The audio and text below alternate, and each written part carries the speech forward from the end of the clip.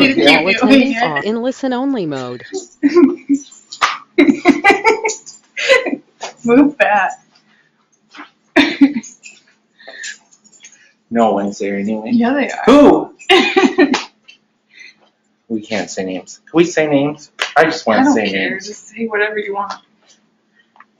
Look at Travis' outfit he made. I was trying to put on a nice leotard for class because my belly looks so bad. Girl. We're not learning that stuff. I could wear a lifting belt. God, why do I always dress homeless for these So did things? I. I think I always figure we don't show. The people don't see us at our The people job. don't see us. There's girls that come to work in this building and change their shoes at lunch. What'd you say about changing shoes? That graphic design studio. They like change their they outfits. wear like suits and stuff, and I walk in like this with my dog.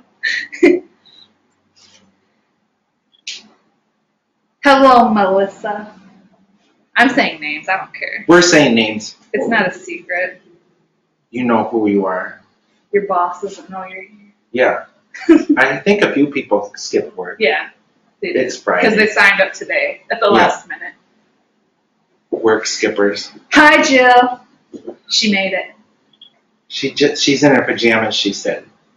I was going to write you back, but my phone decided to install an update right this second.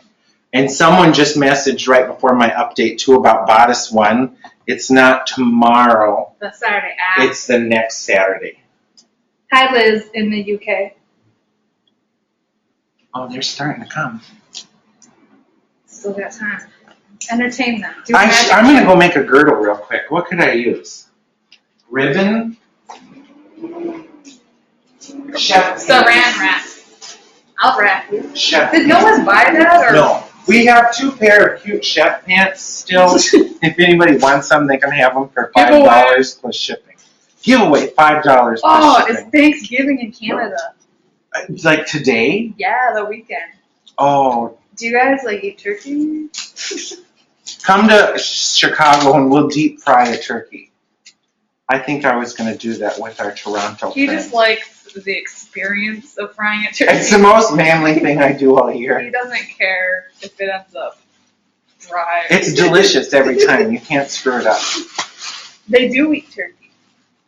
We usually, if anybody's new today, we usually give people about 5 minutes from this point to log in.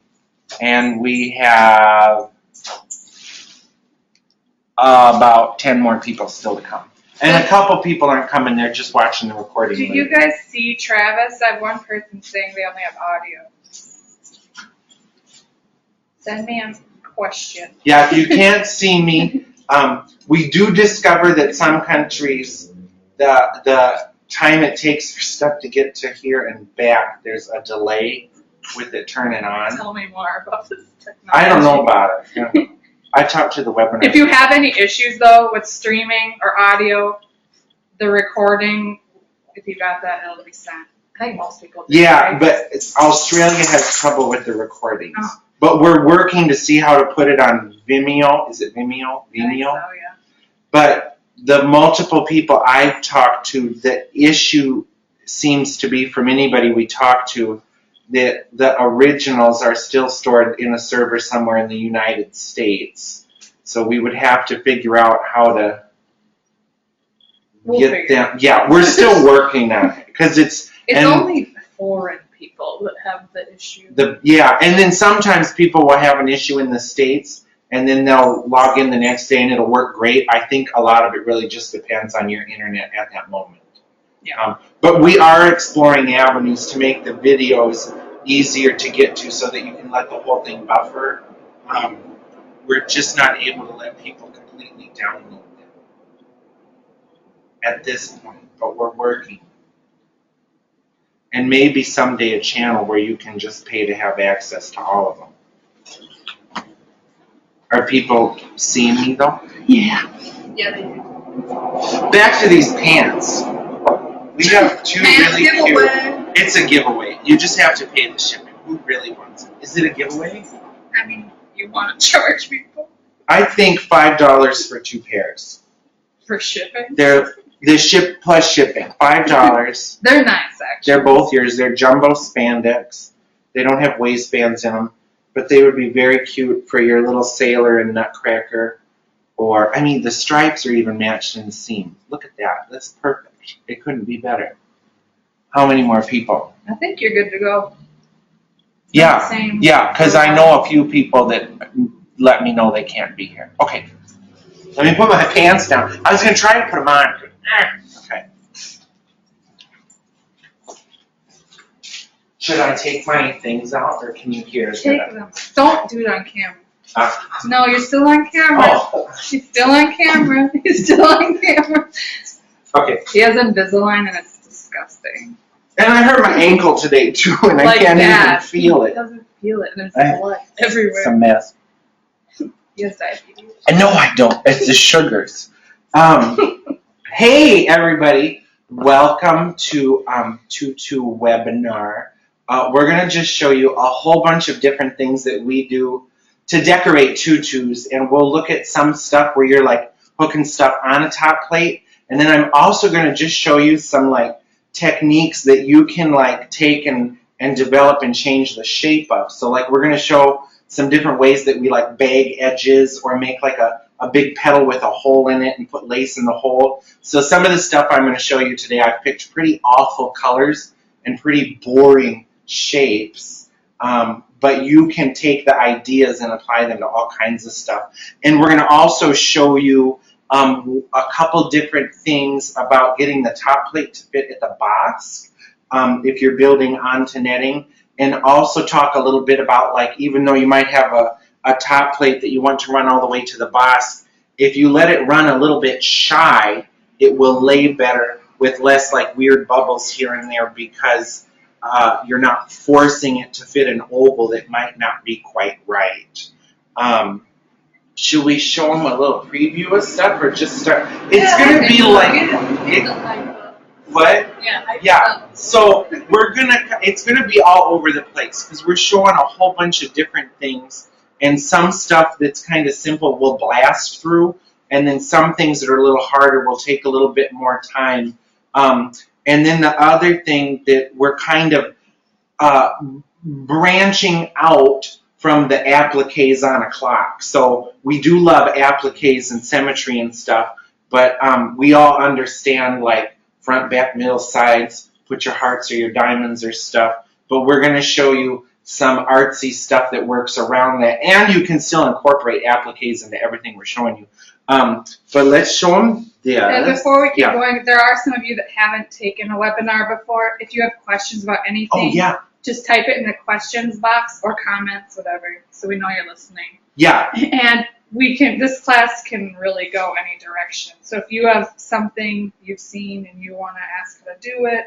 Yeah, and then what we've done too with some webinars is at other times, there's things where we might not have the material or the item to show you right now. So Rachel will make a note, and then we'll just either send everybody a little video link or put it on the Halsey Onstage or our students page for free for everybody because we love to share the info.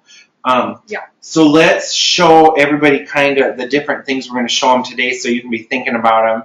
And then I'll just start rambling and we'll get to work. Okay? So this one that's showing right here is kind of I call it a Faberg finish where it's just like braided ribbon.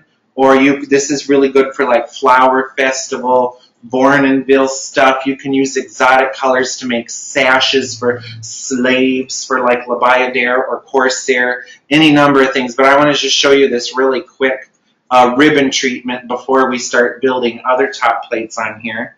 And then let's just go behind Rachel and show. So we're going to show you, we've been doing a lot of this style where it sparkles so good.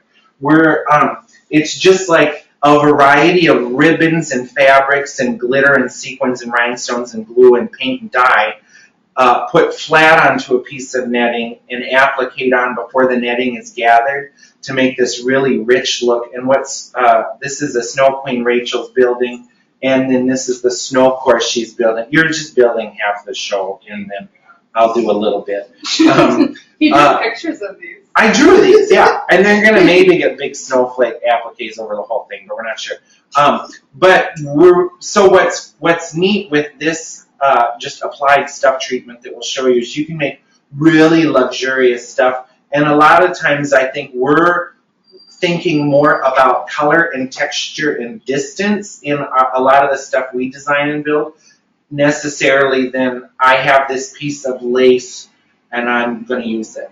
Does that make sense? Are those snowflake sequins on the bottom? Oh. You can actually see that? Yes. Rachel has sequined the whole bottom of this with snowflake and iridescent sequins. And then we'll talk to you too a little bit about, I know some of this we did in the Tutu class, but we'll some of it will be repeat and a lot of it will be new and some of it's bonus. So we're going to talk about those. Then it's funny, I've gotten a few different emails from folks wanting to know how we just make just generic shapes. Like we had a few Harlequin tutus the last couple of years and I got a few specific questions on those. The question that was sent to us was how do we fold in and finish the edges of a shape like that without having top stitching or a hole that we have to sew closed. So we're going to show you a really easy way to finish shapes with netting. And then another thing that we like to do with romantic skirts and even tutus is bury stuff. So what's fun about this is there's a couple colors of maroon and wine, and then we have shapes and trim hanging on some tulle, and then this stripy metallic stuff. Iron it first because metallic shrink. This is bagged with netting. So when we say bag, that's just how we finish an edge.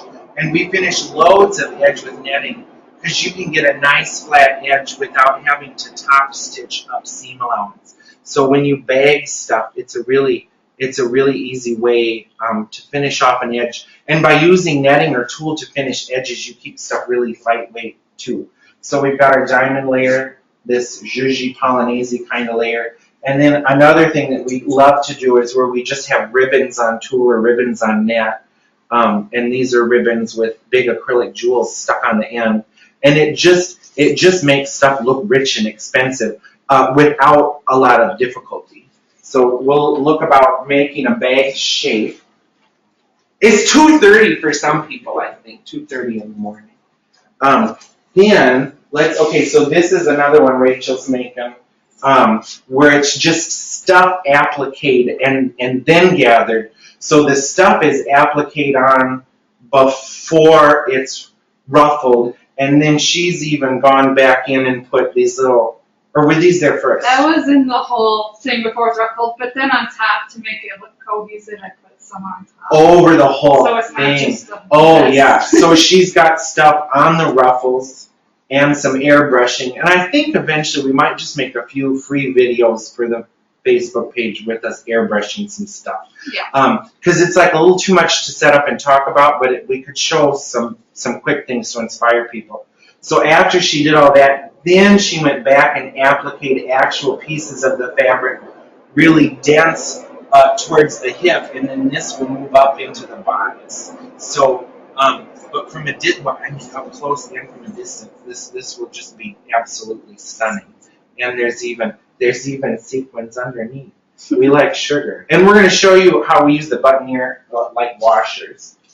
Then let's look at this one, which our friends Katie and Tracy in Houston worked on and Rachel's been finishing. Then if we look at the underlayer of this, we're going to talk about this too. This is a net top plate that has a couple different laces stuck onto it. And I think they're zigzagged on. I used invisible thread. They're zigzagged on with invisible thread. I'm impressed.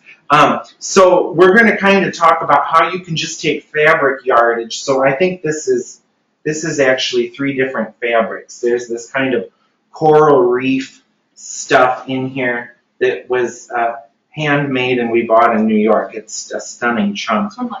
From France. Yeah, it's French.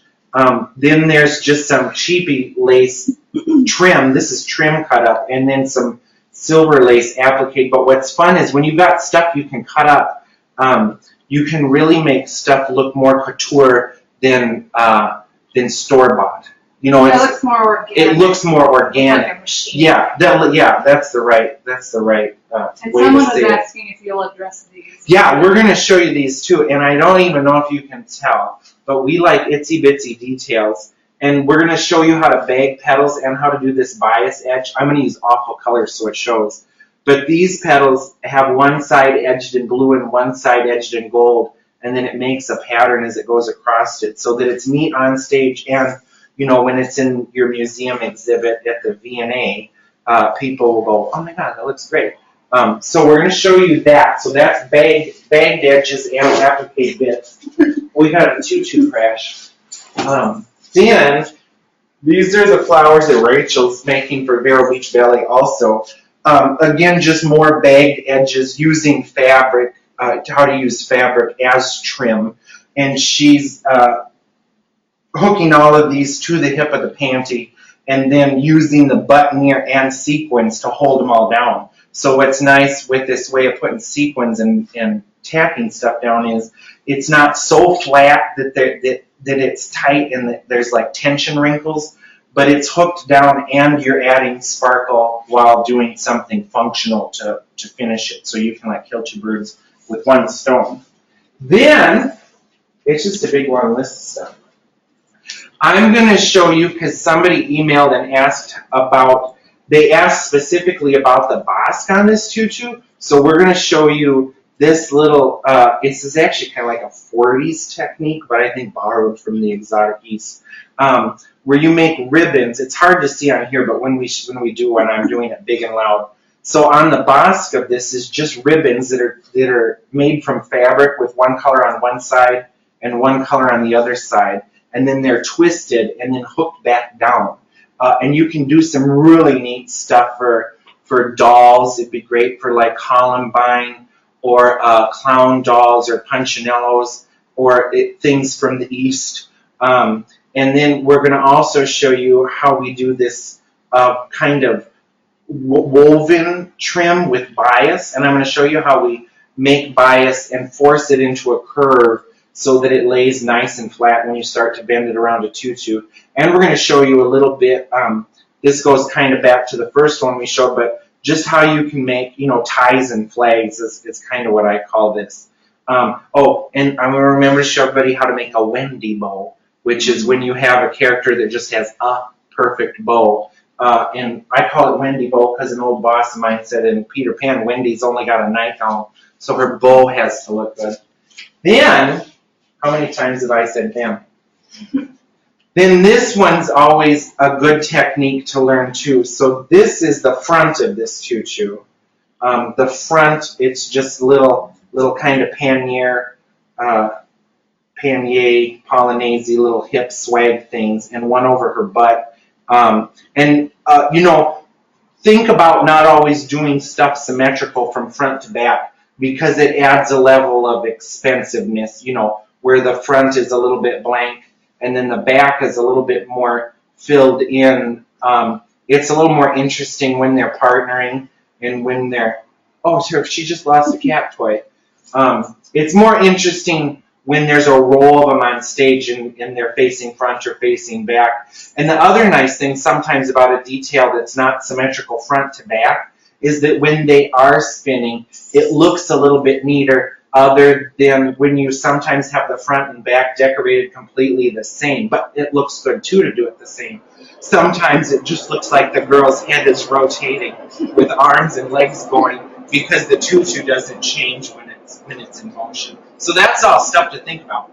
But what we're going to show you on this thing has been beat up, is how we make these little bias folds that are all anchored. So all of this is anchored to just one piece.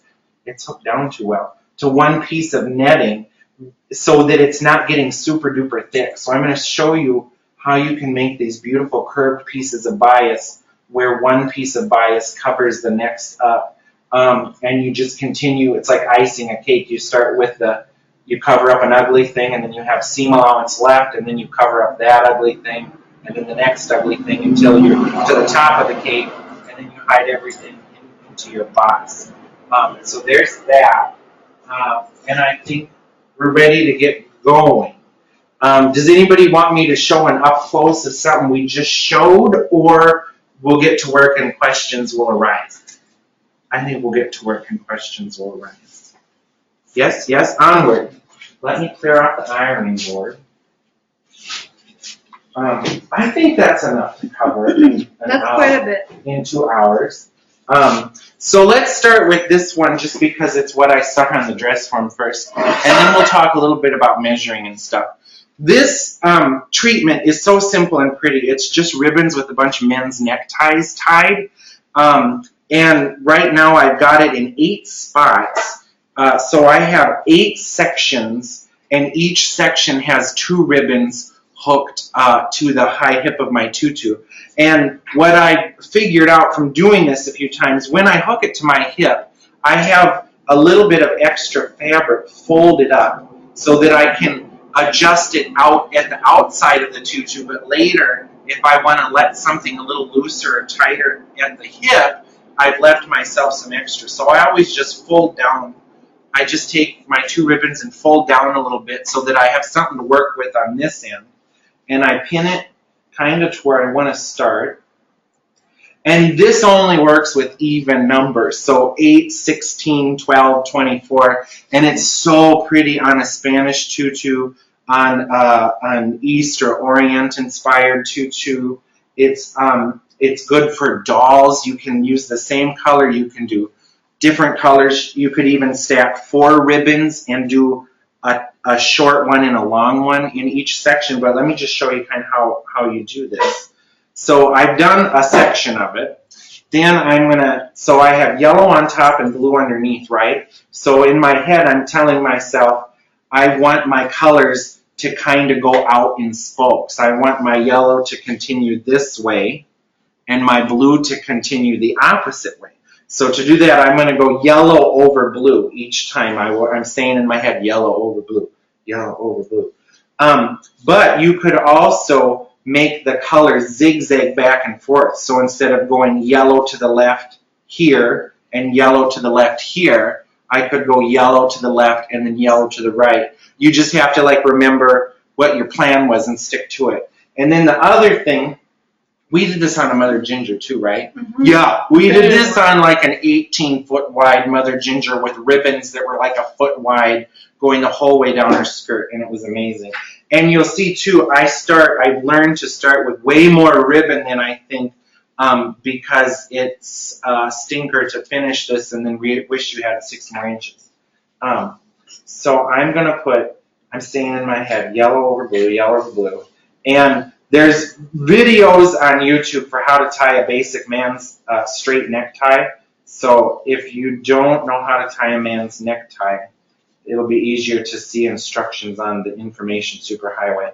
So then I'm also looking to see where my knots landed from the first time.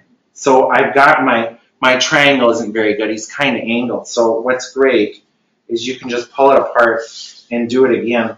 And the times we've done this, I basically know that I'm going to do it the whole way through and then figure out I'm going to change something, and then I untie it and do it again, and then I'm happy. So it's kind of meditative, So while I tie my yellow over blue and yellow over blue, if anybody has a question about just this or something that they want to ask, that's a good time. And this works really well on a romantic skirt. And the times I've done it on a romantic skirt, I've done it much smaller. And you can think about on a romantic skirt, you want it to be able to flan out. You want it to be able to flan out when she moves. So you might lay your romantic skirt open on the floor and work on it in a circle. Then pick it up and see what happens. Because if you've done this flat on the floor, then you know that she's got enough for her skirt to move and twirl. Because if you did this on a romantic skirt and just hung it on the form, her skirt's going to end up kind of like this, which might be cool too. Yellow over blue. Yellow over blue. So this actually has 2 rows of neckties tied. So I'm going to finish this first row.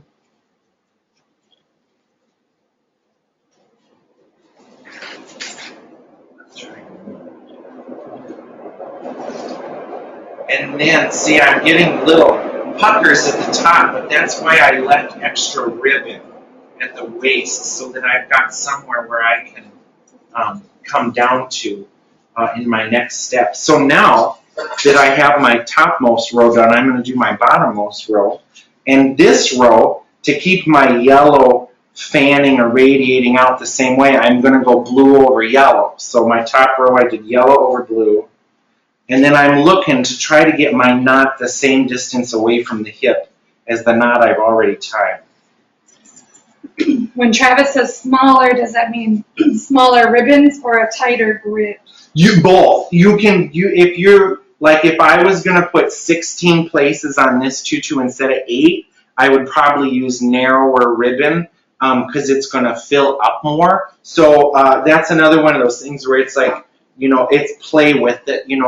Try it with the fat ribbon first. Then try it with the skinny ribbon. You could do it with the fat ribbon and the thin ribbon. You can really, really go to town with this. But it's just kind of this idea, and it really looks good when it's done. So it looks like more work than it is. Yeah, like people always see this and think I think we've even done a shades tutu for La Bayadere with this, where the tutu was a smoky gray and the ribbons were like kind of a blushy purple, and yeah, it was really great. I'm going to do 2 more, and then I'll kind of show it to you from the top.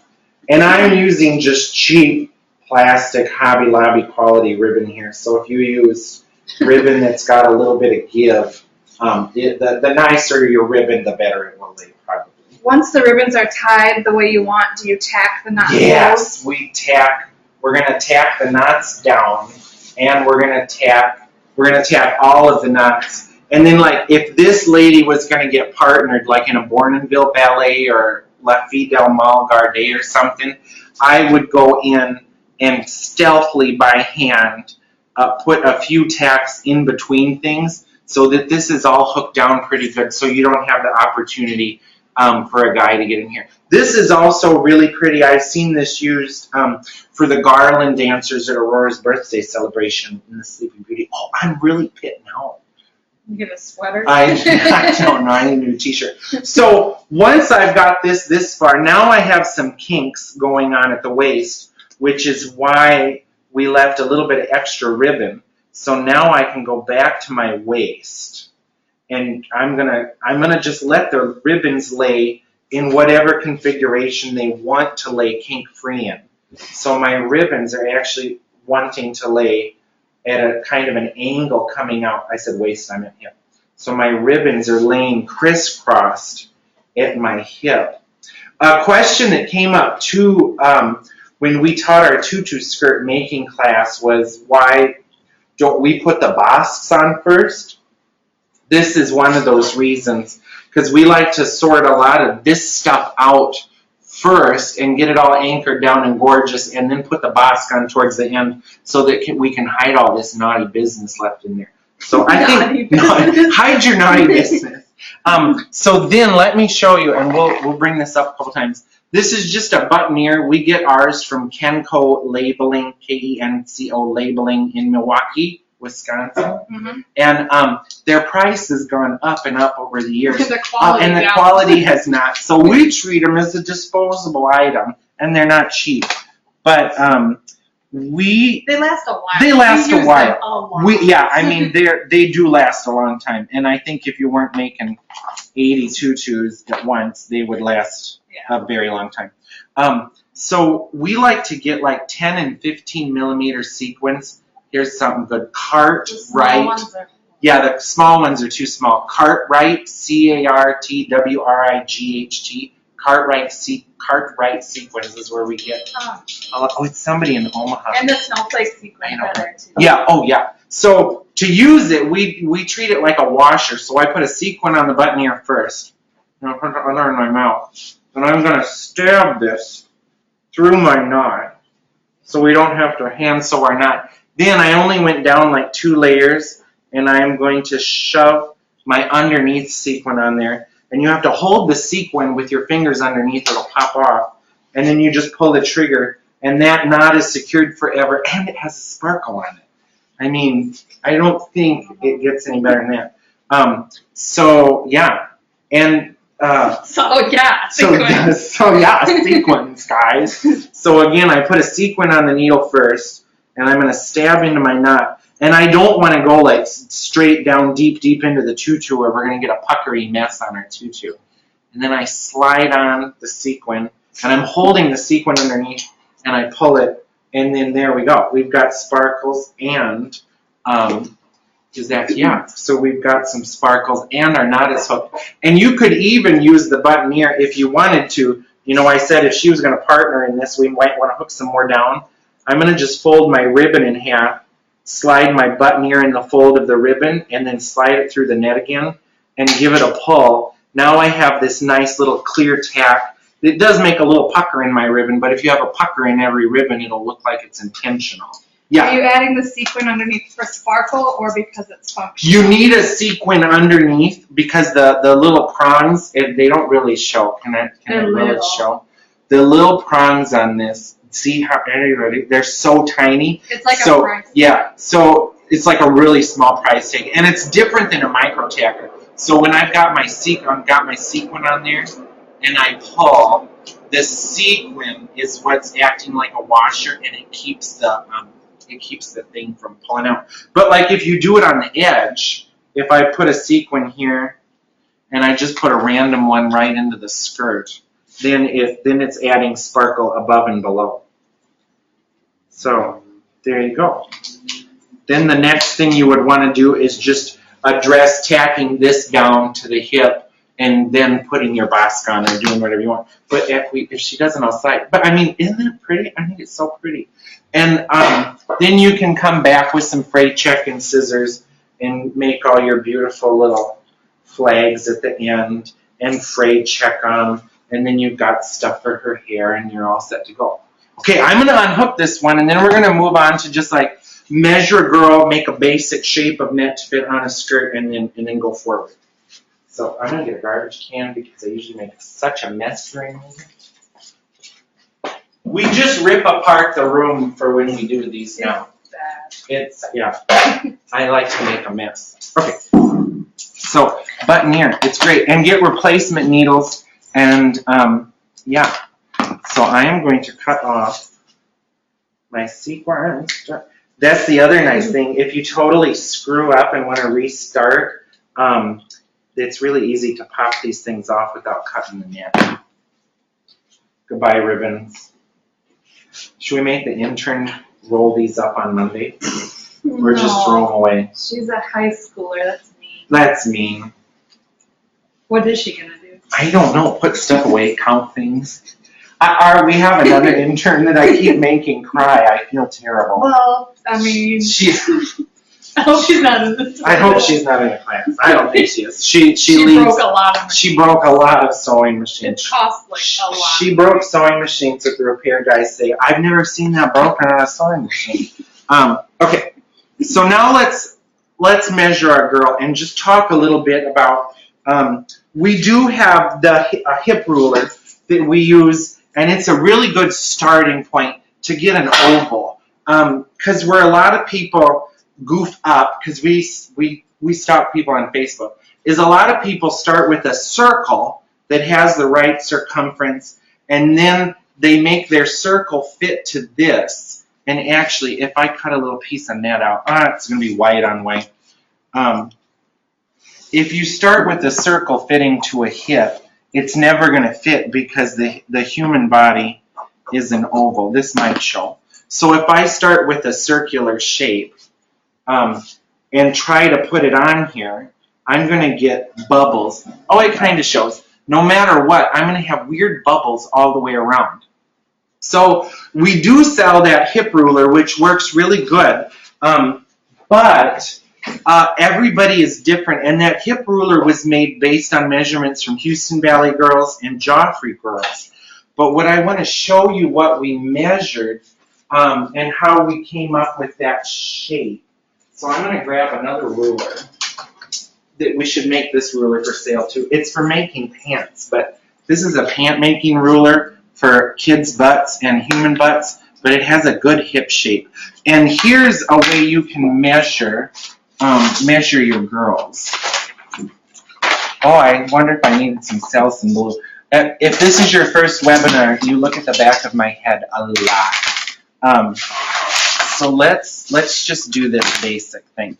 So what I've got, if I have the dancer with me, or I'm measuring a bunch of dancers, this is an outside and inside caliper for pottery making, so you can measure the inside of a lid or the outside of a lid, and it doesn't have a numeric gauge on it, so we use a ruler, right? So what we would do at the Joffrey, and I don't know if they still do it because I'm not there anymore, but it sure made stuff fit better without having to monkey with it. We would measure the girls front to back where their high hip is. So we would put an elastic around their body. So this girl's front to back is, then I just take my caliper and lay it on my ruler. Her front to back is 8.5.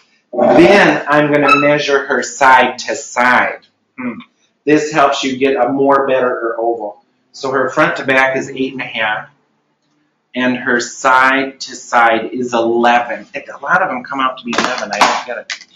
So then we're going to go down to my piece of paper here.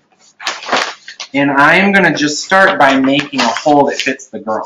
So my front to back was 8.5. So you see I folded my paper into 4. 1, 2, 3, 4.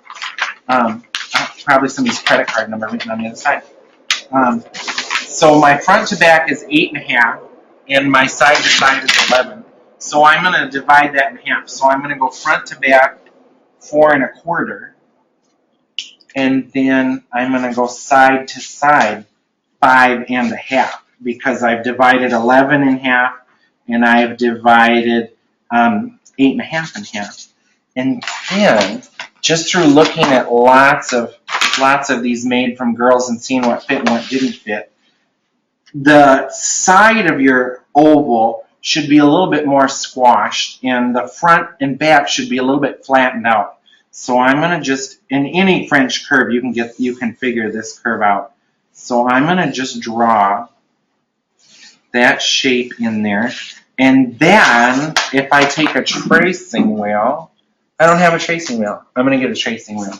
You got it? So I've drawn just a part of my body, front, so my side to side is wider than my front to back, and we got it from measuring her. Then I'm going to just trace this whole shape. And then I'm going to open it up like this. So we're going to say this is my front. Then I'm going to pencil in with the Sharpie my back. And then you kind of start to get a sense for, like, kids. Sometimes the little girls, they are a circle. They're the same across and they are front to back. So don't make an oval. Then I find that the back is a little bit of a different curve. Sometimes the back is a little bit shallower because the more of our hip socket is in the front. So I just went in and I took a little bit away from my back curve. So this is going to be my back. So let me finish drawing this in. And I'm taking away a little bit of my back curve. And then when I open it up, now I have an oval that's going to fit the tutu we just measured, or the dress form that we just measured, much better even than our ruler. But our circumference ruler gives you an industry kind of sizing from this oval, and it's a really good starting place. But I would always assume that I need to fit it a little bit instead of just cutting it and sewing it in there. I think that's another reason why we tend to do the top plates later, because it's really nice if you can even lay a cut piece of netting or a donut of netting on the girl in the tutu and figure out, fine-tune where it hits the hip a little bit. And the other thing that I'll show you now is, so this first circle that we've drawn is where it should hit her hip. I like to come out like 1/4 of an inch so that when my top plate goes onto the tutu, I have a little moat of nothingness. I've got like a pinky's width gap where the netting doesn't run all the way to the boss, because then it has a little bit of room to kind of set where it wants to. So before I cut this hole out, let me also show you, at this point, if you're making whatever shape, we would save these at the Joffrey from girl to girl. And when we had a chance to fit them, you know, if they were coming in to try on a Cinderella tutu that was already made, sometimes I would just stick an oval of netting on them and adjust it and then put it with their measurement sheet so that the next time around when we had to make a tutu, we're good to go. But what's also nice with this basic grid is now I've got my sides, my front and back. Then you can go in and you can find out the eighths. So you can divide this from quarters into eighths. So I'm just dividing every 90-degree spoke of my wagon wheel, you could say. And I'm just matching my lines underneath. And it's not, I don't always just say that it's straight across because we're dealing with an oval rather than a circle. So like I like to address each section of this on its own. Except I don't know what line I'm following. Then we have this nice radius to help us figure out appliques and stuff or placement. So now we have a nice radiating set of spokes here. Because if it'll show, I missed one, but what I think a lot of folks do is they will measure the distance from so here's our side. They'll measure the distance from the side to the front, and then they put an X in the middle of that distance, and then they put their heart applique right here. And really, because it's an oval, we need to find visually the centers of the right angles. Did that make sense? Yeah, that makes sense, right?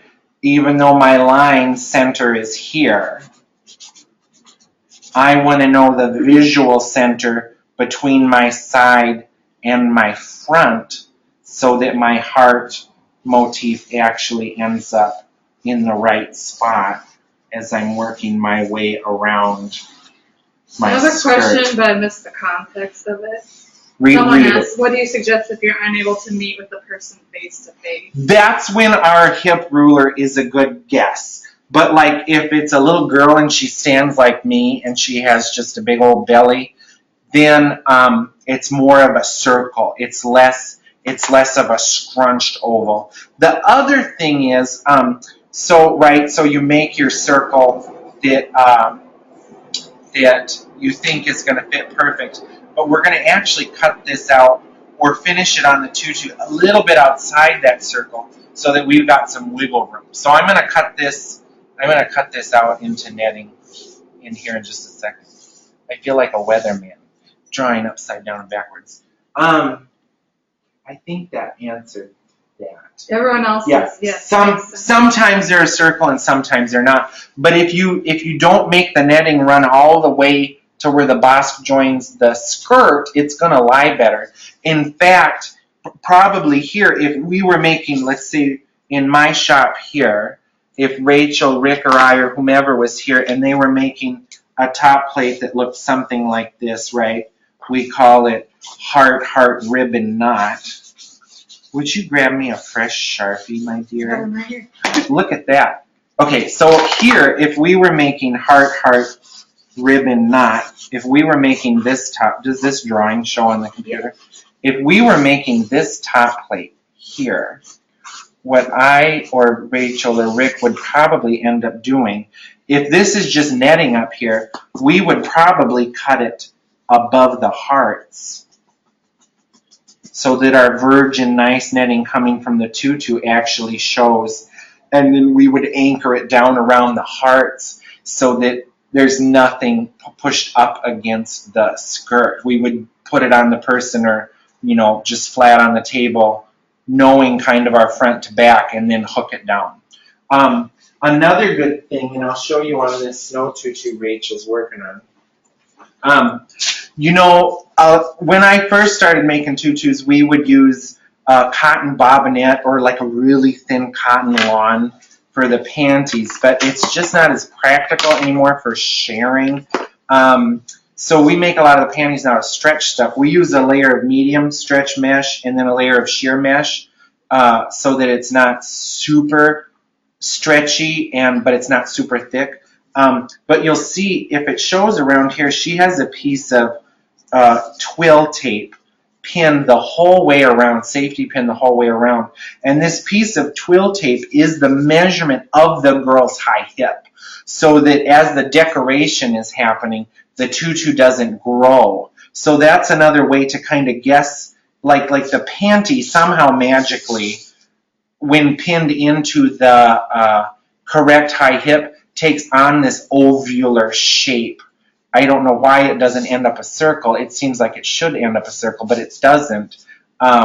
So if you pin a piece of twill tape or something on your top stitching line where everything is going to get anchored in, it will start to shape into an oval. The other thing is, which is great, is if you can put it on a legged dress form, like if you don't have the person but you have a dress form with legs, make it fit your dress form, and if they're bigger than your dress form, put a towel around the dress form until it's the right size. Then you can cut your oval and fine-tune your oval donut on the dress form, on a human.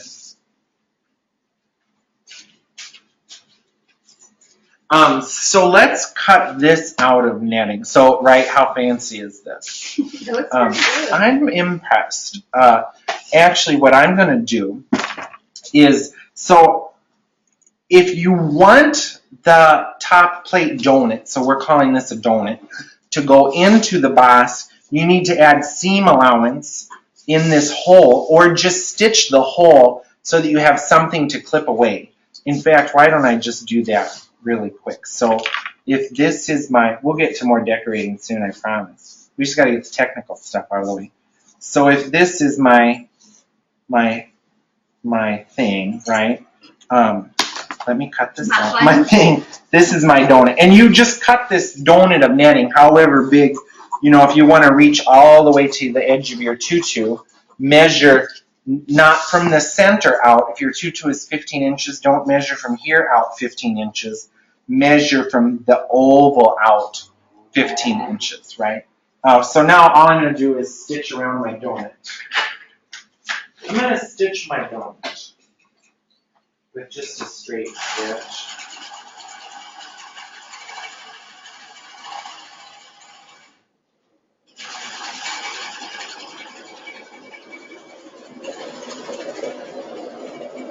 Oh, it's very bright.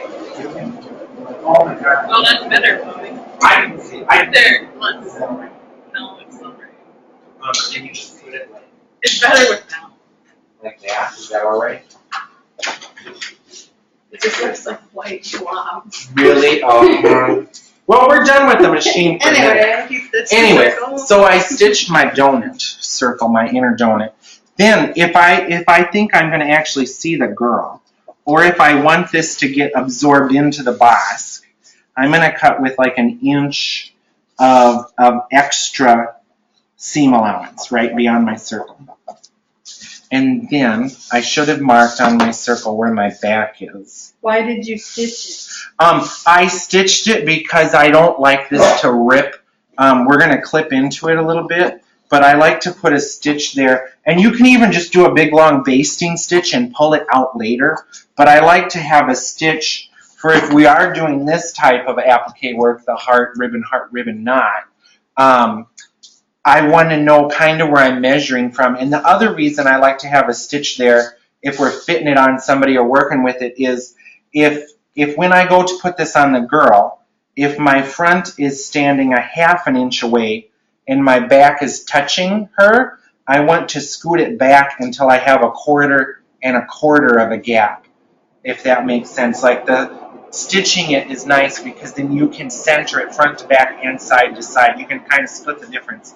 And since she's got great big shoulders on the dress form, and if this was a real top plate, you would also need a slit somewhere in the back so that the girl can step into it you know, because the panty opens, the basque opens, the top plate needs to open a little bit.